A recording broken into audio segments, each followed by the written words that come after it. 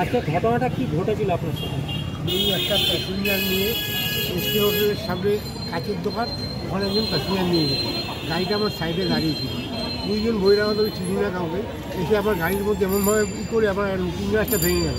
তা আমি তাকে বলতে গেলাম, দাদা আপনি আমার লুকিং গ্লাসটা ভাঙলেন, তা আমি এই মালিককে কৈফিয়ত কী করে দেবো, কী বলবো আমি মালিককে? তখনই ওই ভদ্রলোক নন্দনগুলির লোক আমাকে ফাটাফাট গায়ে হাত দেওয়ার চেষ্টা করলো। তখন ওই এলাকায় আমাকে সবাই ছেলে আমি গাড়ি চালাই, তা ওই এলাকার ছেলেরা এসে আমাকে বাঁচাতে গেছে। দেখি তাদের উপরেও অত্যাচার আরম্ভ হয়ে গেল। আমাকে তো মারলো এবং তাদের উপরেও অত্যাচার আরম্ভ হলো। যারা মারলাম সবাইকে চিনি না, সেখানে তাদের উপরে অত্যাচার আরম্ভ। মানে যারা বাঁচাতে এসছে তাদের উপরেও তারা চড়াও হয়? হ্যাঁ। আচ্ছা, আর আপনি তাদেরকে কি চিনতে পেরেছেন যে তারা কারা বা কোথায় থাকে? আমি ঠিক মতো চিনি না। আচ্ছা, তার সংখ্যায় কতজন ছিল? ছিল অনেক লোক ছিল। আমি তো সবাইকে ঠিক মতো চিনি, অনেক লোক ছিল।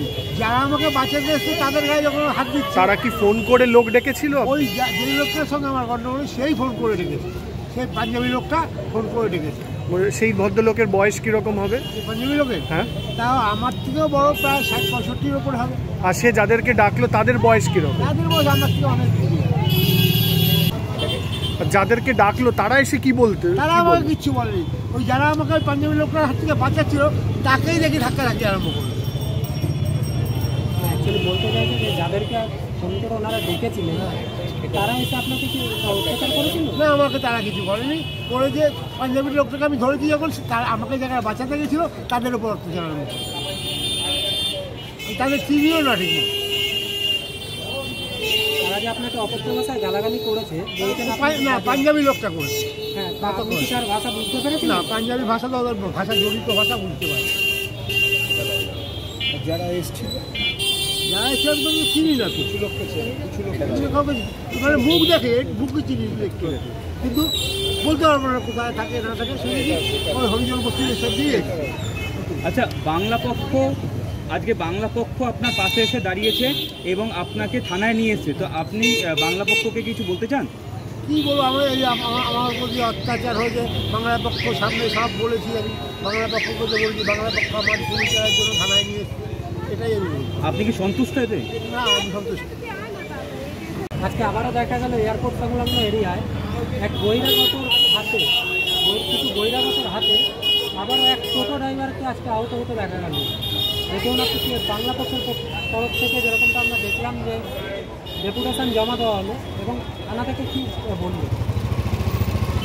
থানা থেকে আমরা থানাতে ডেপুটেশন দিয়েছি, প্লাস ডেপুটেশন কপিতেও লেখা রয়েছে যে দমদম অঞ্চল ক্রমশ বহিরাগত দ্বারা উপদ্রুত অঞ্চলে তৈরি হচ্ছে, ক্রমশ উপদ্রুত অঞ্চল পরিণত হচ্ছে। ব্যাপারটা এই যে এই শুধু আজকের ঘটনা নয়, এটা বিগত এর আগের তিনখানা বিষয় এরকম হয়েছে যে বহিরাগত দ্বারা পশ্চিমবাংলার বাঙালি আক্রান্ত হয়েছে এবং জঘন্যভাবে আক্রান্তের শিকার হয়েছে। একজনকে বোতল দিয়ে মেরে নাক ফাটিয়ে দিয়েছে, আরেকজনকে চোখের চশমা ভেঙে দিয়েছে এবং চোখটাকে ফুলিয়ে দিয়েছে, আরেকজনকে মুখ ফাটিয়ে দিয়েছে, মাথা ফাটিয়ে দিয়েছে। এইবার আজকে যিনি টোটো চালক, এলাকার প্রবীণ মানুষ এবং বাঙালি, তাকেও আজকে বহিরাগতর আক্রমণের শিকার হতে হয়েছে। আমরা বারবার বলছি, শুধু বহিরাগতরা বাঙালিদের মারছে তা নয়, দমদম অঞ্চলে বিভিন্নভাবে যে ডাকাতিগুলো ঘটনা ঘটেছে, এগুলোও আজ পর্যন্ত আমরা জানতে পারছি না এই ডাকাতির মূলে কারা কারা রয়েছে। আমরা তাই দমদম থানার কাছে অনুরোধ করেছি এয়ারপোর্ট সহ পুরো দমদম যাতে এইভাবে বহিরাগত দ্বারা উপদ্রুত অঞ্চল না তৈরি হয়, তার জন্যে এলাকার শান্তি শৃঙ্খলা বজায় রাখার জন্যে যা যা করণীয় আপনারা করুন। এবং এও বলেছি, রাধাশ্রী অঞ্চল রাত্রির 11টার পর উপদ্রুত অঞ্চলে পরিণত হয়। এখানে বেশ কিছু দোকান, রাধাশ্রী অঞ্চল থেকে সিদ্ধেশ্বরী কালী মন্দির পর্যন্ত বেশ কিছু বহিরাগতর দোকান রাত্রির 12টা-1টা পর্যন্ত খোলা থাকে।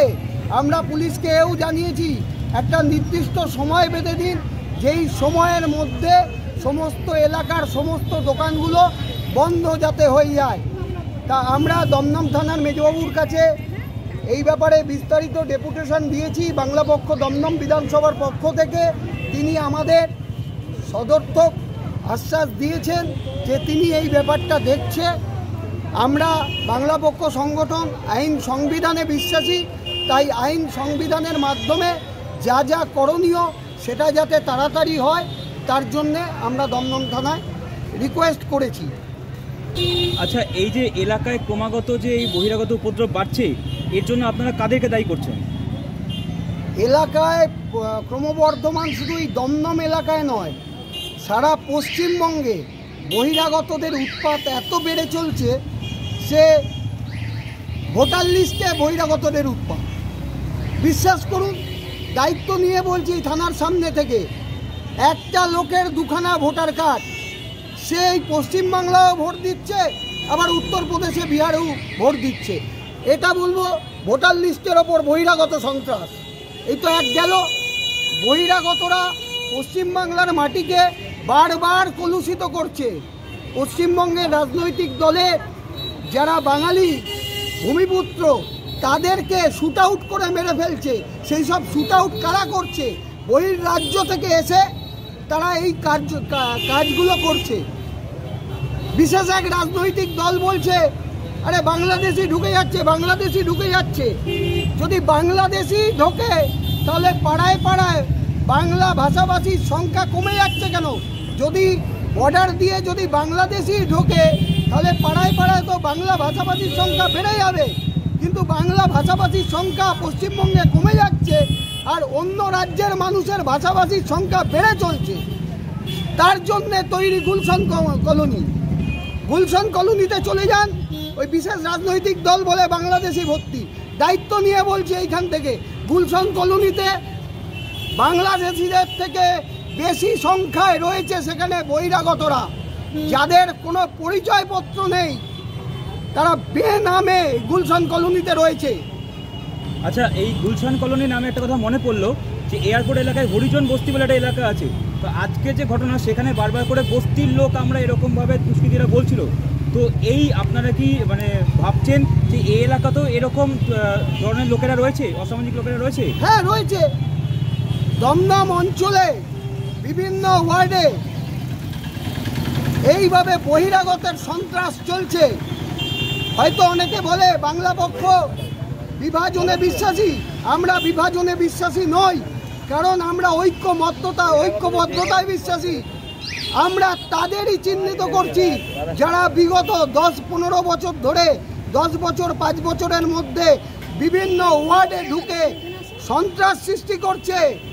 তারা বাংলা ভাষার ওপর আক্রমণ করছে, তারা বাঙালির কৃষ্টি সংস্কৃতির ওপর আক্রমণ করছে। রাজনৈতিক দলগুলো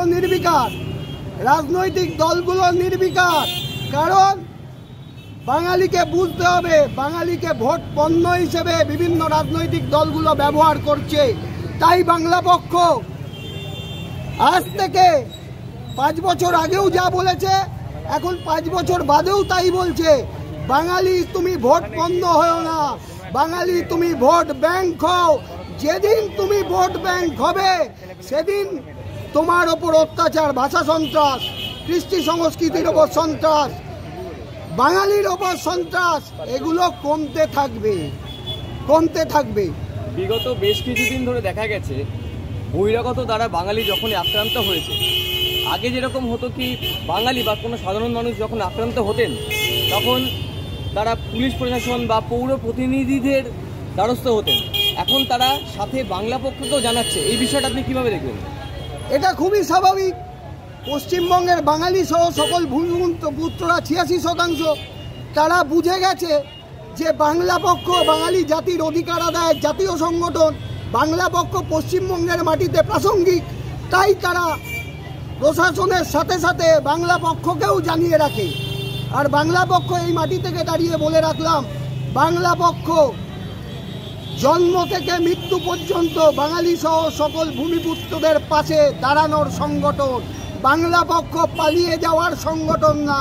পালিয়ে যাবে একটা সময়কালে রাজনৈতিক দলগুলো, কিন্তু বাংলা পক্ষের নেতৃত্বে বাঙালিরা পশ্চিমবঙ্গের মাটিতে দাপিয়ে বেড়াবে। যতদিন পৃথিবী থাকবে ততদিন বাঙালিরা বেঁচে থাকবে, আর বাংলা পক্ষও ততদিন লড়াই সংগ্রাম চালিয়ে যাবে।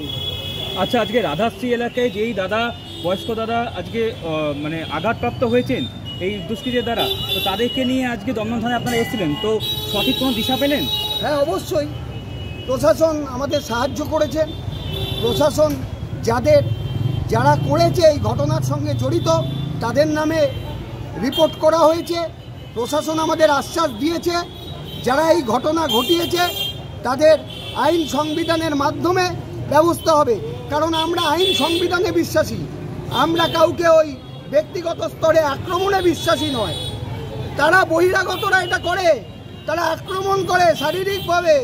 আমরা শারীরিকভাবে আক্রমণে বিশ্বাসী নয়, কারণ আমরা ভারতের আইন সংবিধানকে মেনে চলার সংগঠন। আমরা আইন সংবিধানের মাধ্যমে এই যারা অত্যাচার করছে তাদের বিরুদ্ধে ব্যবস্থা গ্রহণ করব।